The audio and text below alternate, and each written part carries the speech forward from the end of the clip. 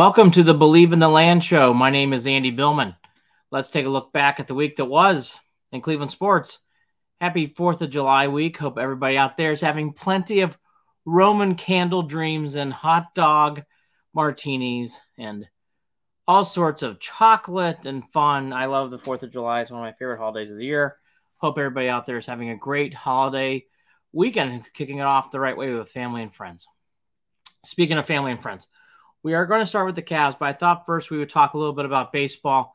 The MLB All-Star reserves were announced. Here's what we know. Emmanuel Clase made the All-Star team. Funny enough, my fiance, beautiful Christy, goes, I'm surprised he made it. I am not. He's actually having a very strong year. The difference is this year to last year. He was elite. He was really on a different level, which, is rarefied air, meaning he was not making mistakes. This year he's making mistakes. He's having some moments where he isn't quite perfect, but since when he had basically a mini meltdown in the Queens with the Mets, he has been solid. He's only given up one earned run outside of Kansas City, what happened on Thursday. So he's had a very good stretch. He is tied for the league leader in saves. He is a wonderful closer. He is having a very good year. He's not having an elite year, but he's having a good year, and kudos to Emmanuel Clase. Excited for him. And, of course, Jose Ramirez was also announced as a backup at third baseman. He deserves an all-star game, obviously plug. There's no reason to go on. He's the best player on the Guardians. He is the reason why the Guardians are where they are at times. He really carries the team. The one guy who probably fans felt shafted, and I do too, is Josh Naylor. In the AL, it's difficult because there's a lot of good first basemen. Vlad Guerrero got the first baseman backup reserve. It's hard to argue that. He's an elite player. He's a star player. Maybe Josh Naylor gets in because there are several injuries on the AL side, so maybe he gets a chance to play. We'll see. He is by far player 1A, I think, is Jose. A close 1B is Josh Naylor. He's the one guy I think you can argue got snubbed, who is probably deserving to be there in some years. But again, I wish he was there. I hope he gets there. He is having a very good year. He will be an all-star at some point. Happy for Jose Ramirez. He can't say enough. Again, he had the biggest hit of the season, that home game against St. Louis. I thought really turned around the season for the Guards, really put them really in this big stretch here where they've been a lot better since that game and at home against St. Louis. That was just a rocky day up until that point. And again, Emmanuel Clase, well-deserving, deserves to be an all-star, is an all-star, and I'm happy for Clase. Good for him. Okay, now, to other things that are going on, we're going to go back to the Cavs. We'll do more Guardians towards the middle of the show, but it has been a big transition week for our Cavs. And in fact, we're going to break it down in two segments because there's a lot to digest here. It really all started off with the Cavs. And for people who missed it, it's free agency season. It is a big part of the NBA now. There's really, and it's a big part of the NFL too. Certainly a big part of MLB, but I would actually venture out to say in the NBA, because there's only so many players and there are so many stars, the NBA free agency period really gets hyped. Baseball does, certainly the NFL does. It just feels different, and I mean, just like a bullet train full of information once the free agency period starts for the NBA, as it did again this year. And the Cavs obviously are in flux. There was, how should I say, silly rumors. It was silly season. You would read some things about Darius Garland getting traded. That was nonsense. Some rumors about Jared Allen. He was never going to get traded. And, we can debate about whether that one was more reasonable or not, but it makes a lot of sense to bring him back, so I'm not going to poo-poo that tonight. Just real quickly on Allen, I love Jared Allen. He has done so much for his organization. I am concerned about how he played in the last 2 months for the Cavs. I didn't think he played well in March. I didn't think he played well in April, and he certainly didn't play well in the playoffs. So because of that, I'm kind of concerned. And I do see he's going to have to make some big improvement type things on the floor, in my opinion. I don't think it's going to be quick. I think the Cavs are going to have some interesting decisions with Jared Allen late in games, especially if he can't rebound. That's for a different podcast, for a different show, which we will dive into. All that to be said, none of those things happen. The core four is returning. It really started off and kicked off with Caris LeVert signing a 2-year deal for $32 million. It's a good deal for Caris LeVert. Why? Because it's well-earned money.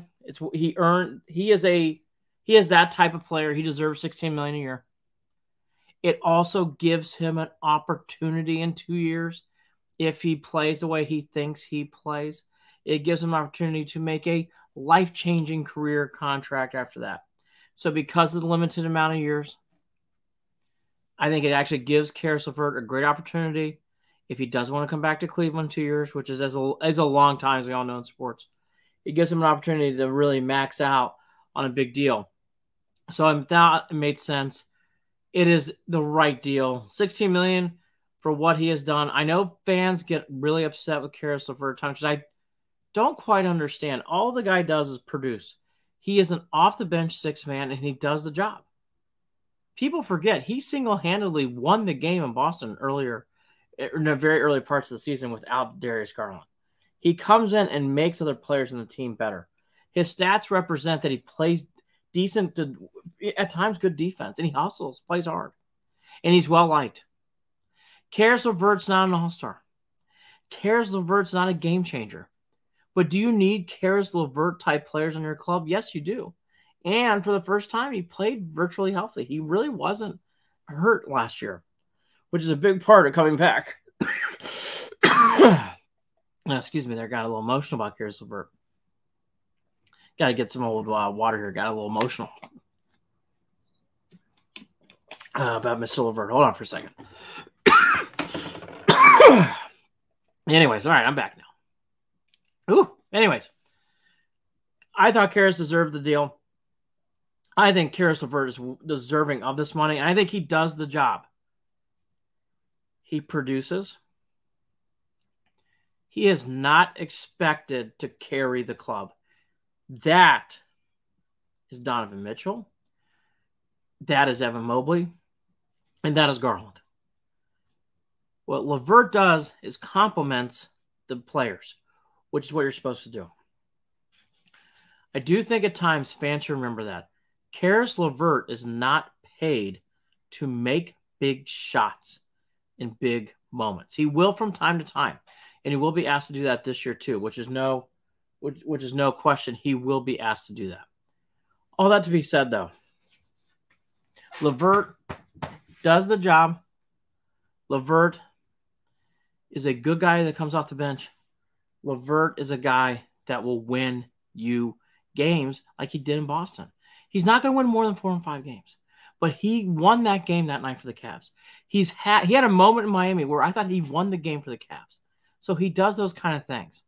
So because of that, I do think this is a good signing. Again, he is not an elite player. He is not a player that you say Caris LeVert carries the Cavs through March. He's not going to do that. But he has moments where he will win you a game. He won the Boston game. He won a game I thought like in Miami. I thought he played that well in Miami and later in the season. He has 3 or 4 of those moments. And then he does play well with this team. He knows his role on this team, which is very important. Caris LeVert 2-year deal that makes a lot of sense for the Cavs too. It is a good deal for the Cavs. That way, if they have to, they can flip the contract. I don't think they will. I don't think Caris LeVert's going anywhere in these 2 years. I don't. Unless something really goes off the rails. So if it does, which we all know can happen in sports, Caris LeVert is there and in place with that contract to make a flipping, meaning on a trade. 2-year deal, $32 million. Then, shortly after that, we got the George Niang sign, which we'll get to in a second, from the 76ers. Another small forward, sometimes power forward I can see for this. When they go to a smaller lineup, Niang, what's his specialty? He shoots the three. He is also a guy that is well-liked by the fans in Philly. He is a fun-loving guy. He has fun with the fans. I think he's going to be a fan favorite here in Cleveland. George Niang is offense. He comes in, he plugs, he can pass the ball, he can shoot the three. That's his big thing. He comes in, he shoots the three. He can make shots. Not consistently, not all the time. He's not going to play more than 10 or 11 minutes. But at certain moments, second half, I can see them going to a smaller lineup with George Niang in there. Made a lot of sense. They needed to start taking care of the wing. That was their first step. Again, I can't say this enough. I think George Niang is going to be a popular player here. He was a fan favorite in 76ers. I think he'll be a fan favorite here in Cleveland. Good signing. They needed to do it. 3 years, $26 million. The one thing about George, Niang is not known for his defense. He is not a rebounder by trade. He will get a rebound occasionally, but defense and rebounding is a liability. I don't think it's as huge a liability as it was for Osman, which is good. But I don't think it's anywhere close to a strength either, so I don't want him to have any misgivings about Niang. When Niang's on the floor, he's coming in there to shoot and provide offense. So I like those two. You had to sign Revert. You had to re-sign Revert. They did. George Niang is a good start to the small forward. I think at times when the Cavs play a smaller lineup, a power forward even though he's not really truly a power forward. But when they play small, they put Mobley at the 5. Niang, I could definitely see being there as a 4. And then the big trade happened on Saturday morning. Max Strus came over from Miami in a big deal. 4-year, $63 million contract. The Cavs had to give away Cedi Osman, Lamar Stevens, and draft compensation to bring in Strus. Now, let's take 2 different notes with Strus. Number 1, Strus cost a lot of money, 4 for 63. So basically about 15 and change per year. Okay. Why did they do that? Because he steadily improved his game. He isn't by trade a small forward. He is on the smaller side of small forwards, but he does what? He shoots the ball. Strus does one thing. He shoots the ball. Again, think about where the Cavs were last year. Think about how they needed 3-point shooting. Niang, and then they really take another leap forward with Strus. Strus started the back half of the season for the Heat about 50% of the time. He started about 33 starts out of 82. That's pretty good. So it's a little under half, but towards the end of the season, he was starting more. He started a lot in the playoffs for the Heat. Strus is not a star. Caris LeVert and Strus are very similar. If you think Max Strus is coming in here to lift the team, to take them to get to big places, you're going to be disappointed. He will win a handful of games like LeVert. He'll have 3 or 4 games where he'll be like, Max Strus won the game. He'll do that. He is well-liked. He is an easy guy to get along with. Strus fits in small forward. I would be shocked if he's not the starting small forward coming in October for the Cavs. Garland, Mitchell, Strus, Mobley, Allen. That's probably what you're looking at. Niang coming off the bench, LeVert coming off the bench. And we'll get to some, Okoro coming off the bench. Obviously, Ricky Rubio coming off the bench. We'll get to 2 other guys who they signed too, who will probably play small roles. Maybe in time Bates as well. But Bates is way back in the background. They needed to take something with small forward. They've done that. Strus fits that role. Niang fits that role. They took the offensive approach here with both. Strus is a player's coach's dream. He steadily improves. He has a lot of playoff experience now. He played a long playoff run for the Heat. He comes in here ready to go. Did the Cavs, in theory, maybe pay too much for Max Strus? Okay, sure. But that's what you have to do to bring guys in like this. You can't just flippantly make a deal or make a trade and not expect to pay. That's how it works in free agency. Do I think the Cavs overpaid for Max Strus? No, I don't. They needed to make improvements in small forward. I like this deal a lot. I think Strus is a good ad. I like how this free agent period started. LeVert coming back was a must. Niang is a good player off the bench, and Strus is probably, in my opinion, going to be the starting small forward. I like this. It was a good start to the free agency period for our Cavaliers. These things made sense. These deals made sense. It's improved. The Cavs have gotten better. Are these fantastic deals that make the Cavs elite? No. But you could not have been expecting that. Draymond Green was never coming here. Dylan Brooks was never coming here. Other players that have been mentioned were never coming here. Kelly Oubre clearly was never coming here. And by the way, there's some people who believe Kelly Oubre didn't have the right mindset for maybe long-term success. Strus does. Niang's a fan favorite. They know LeVert. These players are comfortable for the Cavs, and they, again, with Niang and Strus specifically, they do fill a need with small forward wing. They're going offense. The Cavs believe they have, these moves tell you, the Cavs believe they have the defense with Okoro being as a backup at small forward at points or shooting guard at certain moments to play defense. So they're telling you we believe in Okoro to play enough defense, and we're bringing in guys like Strus. We're bringing in a guy like Niang to do one thing. We need them to shoot threes in certain spots so that way we can spread the floor a little bit and or play smaller for the Cavs, which is needed at times. And the Cavs couldn't play small because they really didn't have the depth with certain players. Now they do. This was a good start to the Cavs. Again, I'll say this out loud. This was not something, though, that's just strictly like the Cavs made these elite moves. That is not the case. We'll get to more of the Cavaliers free agency when we come back. Welcome back to the Believe in the Land show. My name is Andy Billman. If you love content that's instantaneous after a game's over, you like to talk about what was going on in the Guardians game, final out has been made. Go to, on Instagram, at Official Cleveland Sports. It's part in the Believe in the Land media company. That is at Official Cleveland Sports. I'm on there. You will see me there after every Guardians game, Browns games, and Cavs games in the fall as well. Buckeyes, too, in the late summer, early fall. Go to, again, at Official Cleveland Sports. It's part of the Believe in the Land company. If you like content like this, go to BelieveInTheLand.com. Go to Believe in the Land YouTube page, which you're probably on right now for some of you. Check it out. A lot of videos done by me. And the Believe in the Land content covers all three teams. Buckeyes football, too. Also covers Cleveland with society and life and all sorts of other things, too. So if you need Cleveland stuff with videos, articles, and much more, BelieveInTheLand.com. Check it out. So the Cavs, again, I give this a good B+. What this told you was the Cavs are really believing in what they have on defense.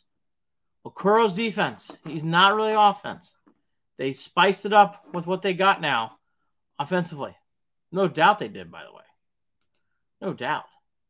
Which I think, again, makes sense. You can understand that. So when you make a trade for Strus in particular, you're giving up two players, Osman and Stevens. I'm going to take Okoro here for a second, too. So I think it's important to take Okoro into this, and here's why. They had three players. Two of them kind of did different things. And those players were, Chetty was 0 for offense. Lamar Stevens came in, gave you grit, toughness, and defense. Basically what the Cavs said in so many words to me is they said, you know what? We don't need two guys to do two separate things. We'd rather get a big jump on offense because we believe in Okoro's ability defensively. That makes sense to me. Chetty Osman's done a lot of good for Cleveland. He's a very well-liked guy. He didn't turn into the star some of us thought he might be. He just didn't do it. Didn't mean he's a bad player. Didn't mean he's a guy that you can't like. I mean, he did some things. But I think this is kind of what he was going to be. There really wasn't too much more to think about with a guy like Chetty Osman. It's just not going to be much more than this. It just isn't. It's sad you had to trade him. It's sad you had to let him go. But you can't keep Chetty Osman, Lamar Stevens, and Isaac Okoro with the players you just picked up. And Isaac Okoro really plays a dual role. He's going to do two things. He's going to play shooting guard defense, which is what he excels in. If there are certain moments you need a defensive stop, he is going to do that. And then other moments, when you need something on maybe a small forward who's not as big, Okoro can do the job. They're telling you they believe in Okoro's defense. Because Niang, Strus, really not brought in for their defense. So when a big defensive moment happens, they need to stop. They're going to put Okoro in the game.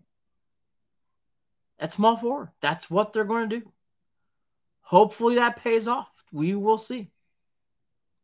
Would I have gotten a bigger small forward defensively? Maybe, but now that I see how everything works, I actually would have, yes. I'm sorry, I should be more stronger, yes.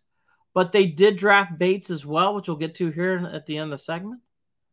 So I get where they're going. It makes sense. You can't get upset with the Cavs with these early moves in trading Osman Stevens and draft compensation for Max Strus. Can't get upset. Cavs had a big deficiency on offense with small forward.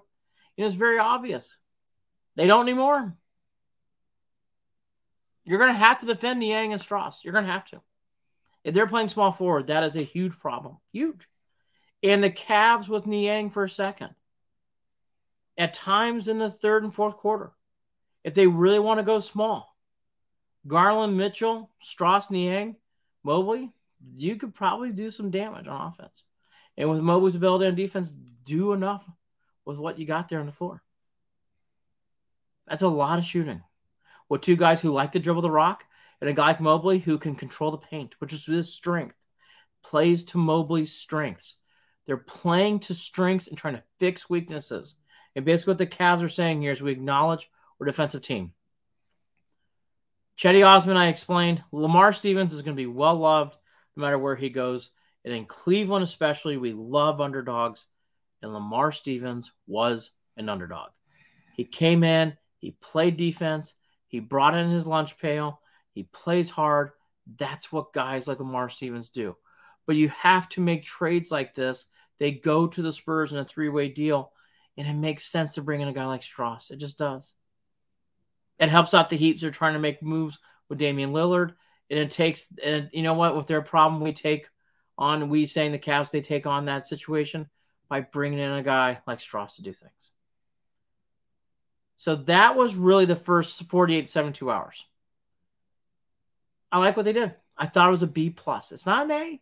It's not an A-. Again, you're not going to run out by Max Strus and George Niang jerseys. I'm well aware of that. But you weren't really doing that Lamar Stevens and Chetty Osman either. And are they better today? Yes. And then they did some more things.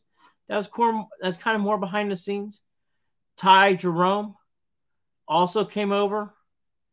He is going to be playing for the Cavs a little bit as basically a backup guard in some ways, shooting guard most times. He can shoot. He is a good player. He is a depth piece for the Warriors, so he hasn't played a whole lot. He is a quote-unquote emergency in case something happens with Rubio. Ty Jerome came in, small deal. Good protection in case something happens. Ty Jerome won't be playing a lot for the Cavs. And then they brought in another individual, Damian Jones. Big dude, 6'11", 245 pounds. He is basically going to be playing two things. Backup center to relieve Jared Allen. He's also going to come in at times, I think, to do what we need a guy to do. Come in and be a big body and be a bruiser. He does not play much more than 8 to 10 minutes a game at the max. Probably more 6 to 8. Just to give Allen a breather. Or in case Allen gets in foul trouble, you can put Damian Jones in. Damian Jones is not a scorer.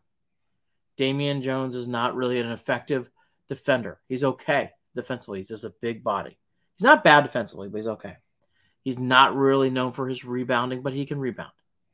Again, he doesn't really have a strength. The one problem with the Damian Jones is he does foul. He does foul. But he is not an incompetent player. He can play minutes. He averages anywhere from that range in the past few years from 10 to 20. I think for the Cavs, you're more looking at 8 to 12. I don't see him having many more minutes than that on this team. He comes over from Utah. He does have his experience too in LA. Again, big body makes sense. They needed a backup center. They took care of that position now. Now with Bates being drafted from Eastern Michigan, there's hope that someday he can develop into possibly a small forward. He is not going to be playing that right away. And in fact, Bates is going to need a lot of time. Hopefully a lot of time means a year. Maybe it's 2 or 3 years. But they protected themselves from that. The guy you would love to fill in this starting wing at some point is a guy like Bates. But with the signings the Cavs did, this allows them to grow Bates. And allows Bates also to become the player he can be without being forced into anything, meaning off the bench playing. Bates on this team, there's no role for him right now playing any minutes. Unless there's catastrophic injuries, which in the NBA season can happen. You can have moments where a couple guys go down and you're going to need to have a spot guy come off the bench, and Bates can do that. There are moments where you have catastrophic nights where 2 or 3 guys are down at the same time. Bates will come in. Outside that, you're not going to see him much initially. Unless he really turns heads and has an unbelievable summer. Which, I mean, anything's possible, but that's not likely here. If I were the Cavs, I would think hard about doing one thing. I would add a small forward, power forward with size for defense. I think that'd make a lot of sense. Outside that, I can't pick apart too many other things here because it kind of is what it is. This roster's pretty well buttoned down. There's not a lot left here to do. That's the one thing I can see left. Can you add one more small forward with maybe more of a defensive upside? Outside that, I don't see much here. These trades, though, were good days for Donovan Mitchell, good days for Darius Garland, and certainly good days for Mobley. Those 3 players needed a space person to shoot threes. That has happened now. JB also looks good in the situation for next year because now he's able to really put out there a small lineup that's competent enough to go in there and be good. That's something the Cavs didn't have the ability to do. They have that now. These are not elite players. This certainly does not make them the favorite in the East. I would never say that. Cavs have a lot of development to do. They're still one of the younger teams in the league. But adding these players allows hope for a transition for our Cavs. And that's what free agency is supposed to do here. They did their big trade last year. They got Donovan Mitchell in here. They're not going to be able to do much more than that. And it's not reasonable for the Cavs to think anything less than that. I wouldn't beat up the Cavs too much for this because these deals make sense. They did not have any kind of weapon offensively at the wing. They do now. LeVert's not a wing. He's a guard. He's a guard. He's a guard. They need him to play guard. They need him to come in and relieve people. They want to have an opportunity too in certain situations to have. Here's another example. Garland, Mitchell, LeVert, Niang, Mobley. It's a very effective offensive lineup. I like that offensive lineup. They're giving themselves flexibility. I like what the Cavs did. I think the Cavs got better through free agency. I thought they also kept arm's length away from other teams. Kudos to the Cavs. They did what they needed to do here without making risky, I'd say high-risk maneuvers. These are good risk for proper placement. Strus, good ad. I think he's your starter. Small forward. Niang will be, again, I think Niang's going to be well-loved in this town. And Karis LeVert had to come back. The Chetty Osman, Lamar Stevens, which we, again, Stevens in particular, I thought, and Chetty too, they're both well-liked. But they didn't give you what they needed. They both had deficiencies on the other end of the floor. Chetty was offense, Lamar's defense. You had to get a player that, and by the way, Strus is by far better offensively than Osman. Improve that. And is more competent on defense. Niang has better size. It makes more sense. That's what they need to do here, and that's what the Cavs are doing. Niang alone brings more size. If you had to sit Strus down and you still want some offense, Niang can go in there and do that. He's got good size. Again, he's not great defensively, but that's okay. These deals made sense. It stings to some that the Chetty Osman, Lamar Stevens era is over, but I think this train's gone about as far as it can with those. Big year for Isaac Okoro coming off the bench. He needs to show improvement. Okoro didn't earn the starting job. If they put him back in the starting job, I think that's disappointing and shocking in some aspects, unless he has a real turnaround summer here, because he didn't prove that he can play small forward in this league starting. He just can't. Can't do it. What Okoro needs to focus on now is becoming that elite defender who comes off the bench to make stops. And that's something the Cavs could really use. Also improve his rebounding at times. I think this will make Okoro into a much better player, actually. It gives him hope because he can't be focusing just on his offensive game. He needs to become a better defender, and this will allow him to do so now. I really believe that. Good start for the Cavs. They get a BB+. Hard to get angry and upset about these trades. Good day to be a Cavs fan this weekend. Very good day. We come back, Cleveland Guardians. Welcome back to the Believe in the Land show. My name is Andy Billman. If you love coverage, as soon as the last out happens, go to on Instagram @officialclevelandsports, @officialclevelandsports. It's a part of the Believe in the Land media company. I do coverage for every game, 162. I'm there for all of them. Check it out. It's @officialclevelandsports. Also, if you like coverage of the three teams in the city of Cleveland, go to believeintheland.com. That is believeintheland.com. We do coverage of all three teams, including the Buckeyes football. We also do some stuff around the city, covering events and nightlife, lifestyle, all sorts of different things. Check it out, believeintheland.com. As I said at the top of the show, congratulations to Jose Ramirez. Another all-star appearance for him. Very happy for him. Well-deserved. J-RAM Clase also got an all-star nod. He deserves it too. He is, he's one of the top save guys in the league. Happy for both those guys. If you want a guy who got snubbed as a reserve, Josh Naylor comes to mind. I think he's the only guy that comes to mind. But again, with Vladimir Guerrero, I don't think it's crazy. You can't get crazy. But it'd been nice for Josh Naylor to get a kind of position here where he could have gotten some recognition for what he does. All that to be said, that's what happened with the Guardians All-Star. And with that, we're, of course, at the midway point, which was officially on Friday. They played 81 games after the Thursday game. So now they're at that point of their season where they're at, 83 games, kind of getting more settled in. The AL Central still very much up for grabs. So, take a look back here. Where are the Guardians right now? Well, I think it's the big story to me that I don't think it's trumpeted enough, but I will trumpet here right now. The Guardians have done a lot in this season with not working with what they should be. And what do I mean by that? They don't have all their tools right now. Tristan McKenzie didn't play really for the Guardians so far this year. He was supposed to be a big starter.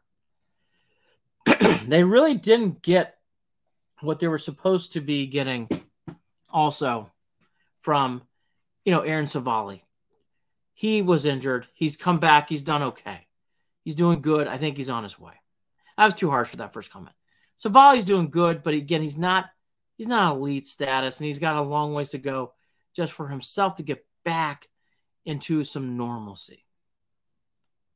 Then we get to Zach Plesac, who's not even around.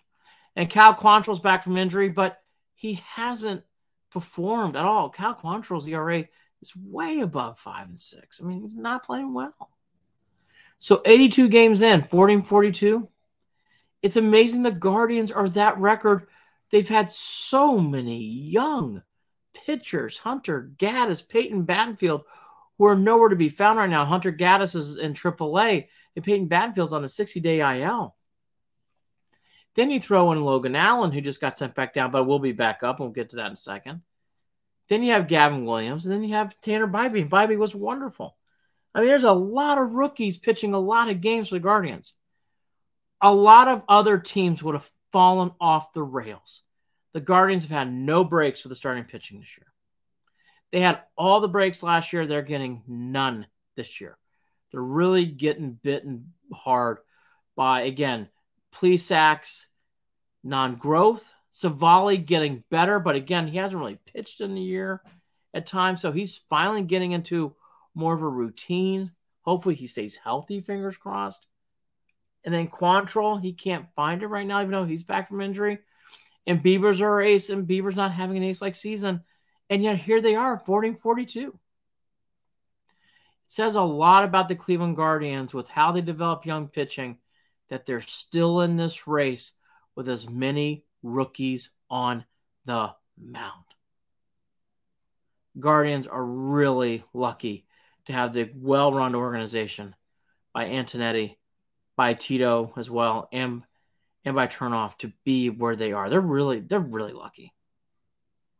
Most other teams would have been off the rails in a corner crying. The Guardians are fighting through it and trying to make a playoff. It's very remarkable.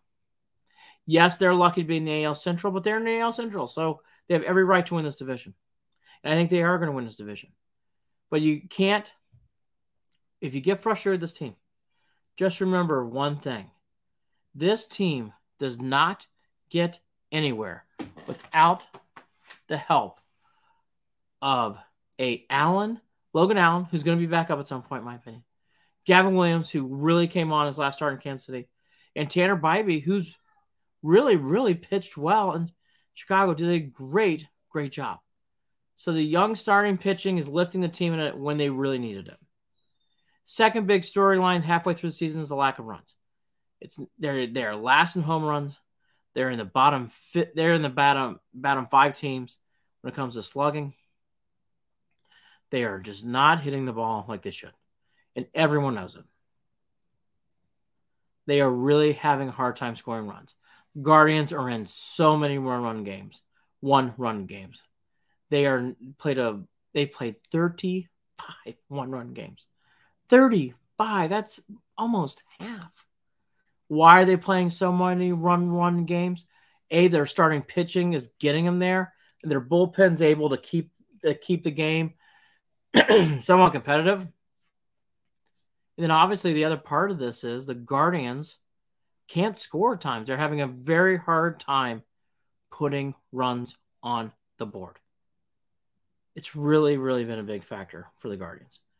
Hopefully Josh Bell and Andres Jimenez both got contracts coming into this year. They need to see improvement from both. They're both not producing or developing the way they should be this year. You can go into which one you're more disappointed with. I know a lot of fans are disappointed with Josh Bell. I've been disappointed with Andres Jimenez. He really is not. He's taken a step backward so far. He's really not performed the way he should. It isn't just like he's a tick off. There's some things that are really, I'm noticing that he just doesn't look the same. Myles Straw, and there's been a lot of complaints lately about Myles Straw and Stephen Kwan. I like Stephen Kwan. I'm going to defend him. I like him playing the way he does in left field. I don't have a problem with Kwan. I'll hear the Myles Straw argument. Myles Straw does have a good WAR, so keep that in mind when you're talking about Straw. He does win games for the Guardians, but he's not having as elite as defense as he has compared to last year, so keep that in mind too. But obviously Will Brennan's hitting. I think they need to see more David Fry. Oscar Gonzalez is somewhere there who had a good last week with hitting a cycle in Columbus. So there's a lot of drumming up when will he be coming back.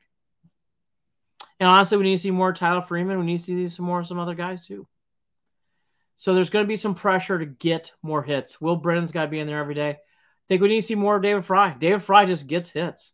I know he doesn't have a natural position right now because a catcher, but they need to find a way to get that guy in the lineup. Really do. He makes a difference for the Guardians. All that to be said, the hitting has to get better. Jimenez and Bell's two guys, they have to do better. And I think they need to see, some improvement, not as much as Bell and Jimenez, but Quan, I think they need to see some jumps there. He can do better than what he's doing right now. Need to see some improvement. And I think that will go a long way. If there's hope on this team, is point number 3. J-RAM and Josh Naylor have really carried this organization the first half of the season. J-Ram's on the All-Star team. I thought he had the biggest hit of the season in St. Louis. I thought that hit was really crucial into what the Guardians needed at that time. They were down and out. Looks like they were about ready to fade away.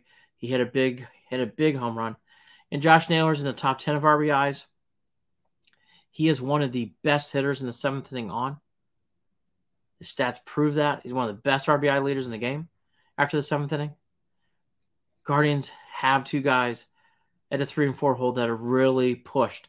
And Rosario's starting to come around as well in the 2 hole. So there's some hope there too. He had another big hit on Saturday night. He's starting to figure it out. This is when he got really hot last year, if people would forget. He always starts off slow. He's starting to get hot again. And Rosario does hit with men on base. So I think there's some hope there. J-Ram and Naylor, though, have really – the young guns and those two have lifted the team. And I would actually throw in Will Brennan, too. Will Brennan's really having a quiet on the national scene. But to us Guardians fans, Will Brennan's having a really big year. Really big year. Can't even imagine what you'd be doing without him. And then finally, they've really worked through this catcher situation. It's not surprising, but it's been made pretty clear. The Zunino just quickly, Zunino didn't work. Cam Gallagher's a backup catcher. They're going to go with Bo Naylor, who does seem to be ready for prime time. I like Bo Naylor. I want to see more Bo Naylor. Bo Naylor's going to be starting every day. They figured out the catching situation. By the way, it's another rookie in that spot. So for people who want to complain and get mad at the Guardians, you have 3, I think, rookie pitchers with Allen included. Allen, Bybee, Williams, who are going to be there all year long, making starts with a rookie catcher now leading this ball club. And they are right there for the Central. I think they're going to win the Central. For people who get mad about the Guardians spending money, remember, in baseball, you don't share local ad dollars. So the Guardians spend almost every dime they can in this team. I do defend the Dolans a lot. I'm the one guy. I'll defend them. I defend the Dolans a lot. I like the Dolans a lot. I do. I like them. I think they do about as much as they can because the money situation is not equally divided as they are in other sports. That's a significant difference in the sport compared to the NBA and NFL. The Guardians are right there. They're in the right division. The AL Central is weak. They can win this division, and they have not played their best baseball yet. I would stay patient with this team. They've done it with youthful starting pitching. They aren't scoring a whole lot of runs at times.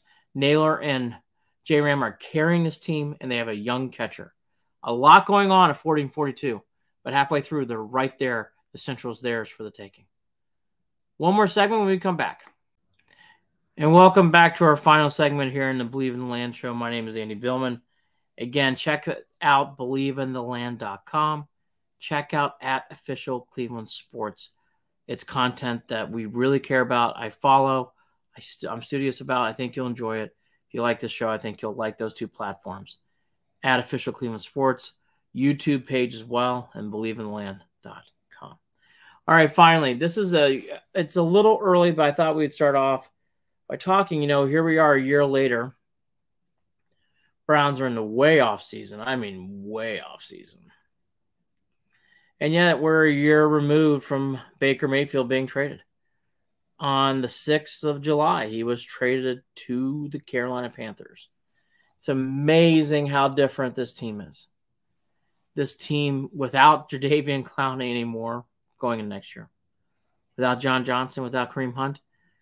But the Baker Mayfield era was about winding up right after the 4th of July. That he was going to go to the Panthers. And wow, what a big change for the Browns. A year later, this team is very different from where they were a year ago. And they're a whole lot different going into this year. I mean, it's big changes. And, maybe we all were naive to think how much real change was going to be needed here. But it really needed to be started with the quarterback for one reason or another. There's been stories that have come out. There's been a lot that's been said, but Baker Mayfield, for better and for worse, and there's many moments where he was better. You cannot take away the Sunday night game against the Giants. You can't take away that win he had in the second half against the Bengals. After a first half where I thought he was going to be benched, and many others were saying the same thing on Twitter. Then you get to the wonderful performance he had in Tennessee, the great job he did in Dallas. Many other appearances where he really played well. The Jets game, Bud Light game will always be a dear place in my heart. There were a lot of other moments, too, where he pushed the envelope. He had that strange game in Denver where he was shaving during the middle of the game, which was so inappropriate and not right. There's other moments, too, where I don't think you showed proper defense mechanism of being a teammate. Don't know now looking back at it if he handled the Myles Garrett situation appropriately. Probably didn't. In fact, pretty sure he didn't. He didn't handle any other situations either very well. We can get into why or what. He did not handle Odell Beckham Jr. well. For that matter, neither did the Browns. But, Baker Mayfield's quarterback didn't work out. And his play in the field was suffering. His last season here in Cleveland, he just wasn't very good. And so far, being away from Cleveland, nothing has really changed. He's a below-average quarterback. He was being propped up by many things that the Browns tried to do. A lot of excitement with him coming in here. That HBO Hard Knocks brought a lot of excitement with him coming into town.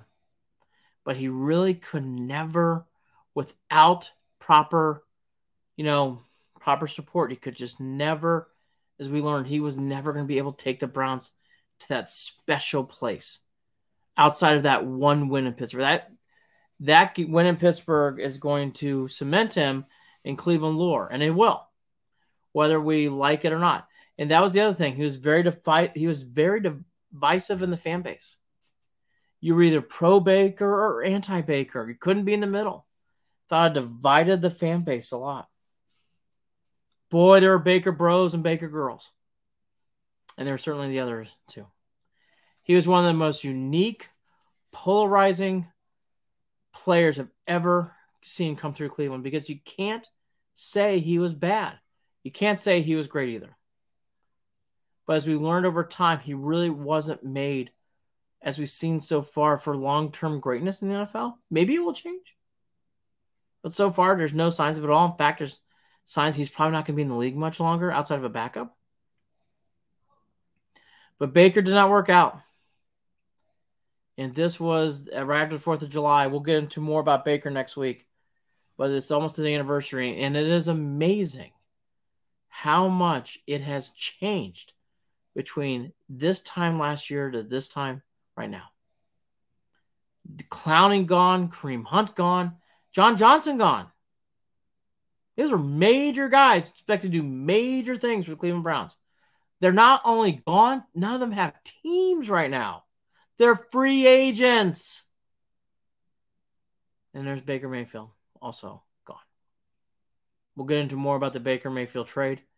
I'll look back at his career next week here on the show. Congratulations to Jose Ramirez. Congratulations to Emmanuel Clase. They are going to be in the All-Star game again as reserves. We went through the Guardians. They're 40-42. It's amazing they've gotten here for everything they've had to gone through so far this year. They get to play the Cubbies, which is on right now. Cavs, I think, have made the right move so far in free agency. Max Strus coming in is exciting. Niang is exciting. LeVert needed to come back. Sadly, it's the end for Osmond and for Stevens. That was the week that was in Cleveland sports. My name is Andy Billman. Thank you for tuning in. We'll be back here next week.